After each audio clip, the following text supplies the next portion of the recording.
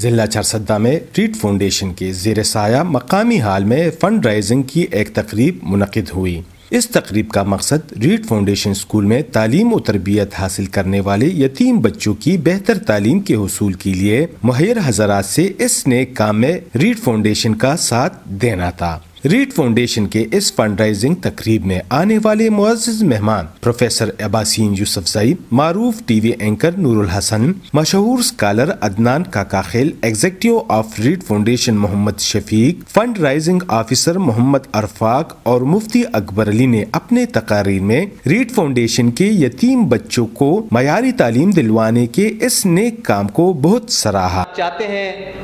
کہ آپ کی گھر میں امن ہو، خوشبوئیں ہوں، تو یقیناً آپ اپنے گھر کے ارد گرد سے گندگی کے ڈیروں کو دور کرنا چاہیں گے۔ آپ اپنے گھر کے اندر جتنی صفائی مرضی کر لیں، لیکن آپ کے باہر گندگی کے ڈھیر پڑے ہوئے ہیں تو ان گندگی کے ڈھیروں سے وہ بیکٹیریا اور وہ جراثیم آپ کے بچوں کی بیماریوں کا سبب بنیں گے اور آپ کے بچے اس سے محفوظ نہیں رہ سکتے۔ اور یہ 2.5 کروڑ بچے، میرے اور آپ کے بچے پڑھتے ہوں، بے شک بہت اچھے تعلیمی اداروں میں پڑھتے ہوں، اگر یہ 2.5 کروڑ بچے تعلیمی اداروں میں نہیں جائیں گے تو آپ پاکستان میں امن اور محبت اور احترام اور امن اور خوشحالی کا خواب دیکھنا چھوڑ دیں۔ پاکستان کی حفاظت اور کس طرح بہت سے دکھ جو شاید پاکستان کے حصے میں آتے ہیں وہ آپ نے اپنے جسم اور اپنی روح پہ برداشت کیے ہیں، اور میرے پاس کوئی شکریہ کے الفاظ نہیں ہیں ان ماؤں کے لیے، ان بیٹوں کے لیے، ان اساتذہ کے لیے،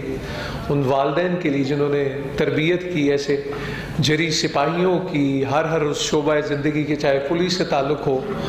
فوج پاکستان سے تعلق ہو، کسی بھی شعبے سے تعلق ہو، آپ کچھ بھی کہنا جو ہے وہ بہت کم ہے۔ پوری پاکستان کی قوم قرضئی ہے خیبر پختونخوا کے رہنے والوں اور عوام کی، اور میں ایک بار پھر آپ سب کا بہت شکریہ ادا کرتا ہوں۔ اللہ تعالیٰ آپ کو سلامت رکھے اور آپ ایسی ترقی کریں کہ دنیا دیکھے اور پاکستان دیکھے، اور دیکھ بھی رہا ہے انشاءاللہ۔ اور وہ یہ کہ جس جذبے کا اظہار ہم سب نے مل کے کیا ہے یہاں تک آمد کا،